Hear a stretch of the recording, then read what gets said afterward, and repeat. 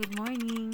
Araw ito ng linggo at ay, Diyos ko, pang-apat na ito. Again, good morning. Linggo ito ng umaga at 8:30 na ng oras na yan.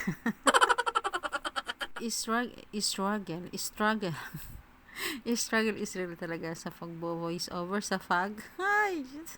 Ganun kahirap mag-voice over mga kasisi, kaya please lang, huwag niyo pong i-skip yung ads sa aming mga videos. From the top, good morning. Araw nga ito ng linggo at 8:30 to ng umaga. Hindi pa naman dapat magigising dyan si Yesha, kaya lang nung gumalaw nga ay hinalik-halikan ko na. Yun nga ang way para gisingin ko siya. Kaya itong si Yesha ay napagdiskitahan namang gisingin itong kanyang ama dahil kami ay magsisimba dahil linggo nga iyan ng umaga.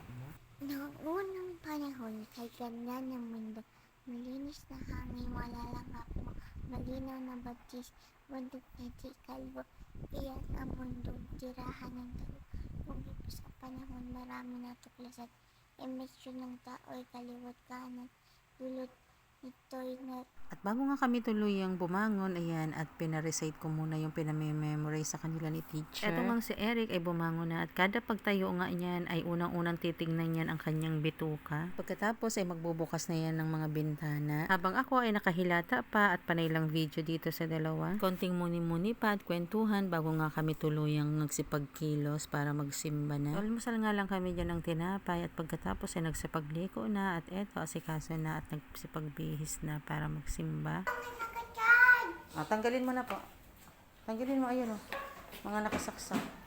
Ang galing nga niya siya dahil pinaalala niya nga sa amin na tanggalin yung mga nakasaksak sa kuryente. Natuto na rin siya sa amin na bago nga kami aalis ay i-check namin kung may mga nakasaksak nga ng mga gadgets or appliances na hindi naman ginagamit. This time nga ay sa kanya ko na rin pinagawa. Pagkatapos nun, eto at papunta na kami sa simbahan. 10 nga yan ng umaga at medyo umuulan kaya eto nakapayong kami. Pagdating namin dito ay hindi pa naman nag-uumpisa ang misa kaya eto tamang pray muna kami. Tapos na nga ako dyan magdasal at sabi ko nga kay Yesha ay magdasal naman siya. Yung 10 a.m. nga na misa ay naging 10:30. Ewan ko kung bakit na late si Father. Tapos nga ng misa ay syempre yung kinagawian natin at eto nga si Yesha, sanay na siya at kahit mag-isa na lang siya ay nakikipagsiksikan talaga siya makapag-bless lang kay Father. O yung nakikipagsiksikan, wala namang siksikang nagaganap.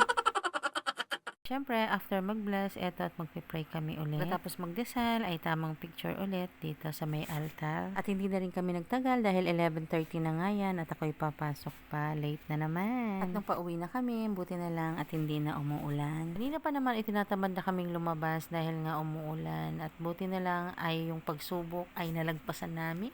Para nga sa akin ay pagsubok yung ulan kung talagang kami ay tutuloy pa magsimba kahit Please nga follow, like, and Thank you, share. Lord, for this day and for all the blessings.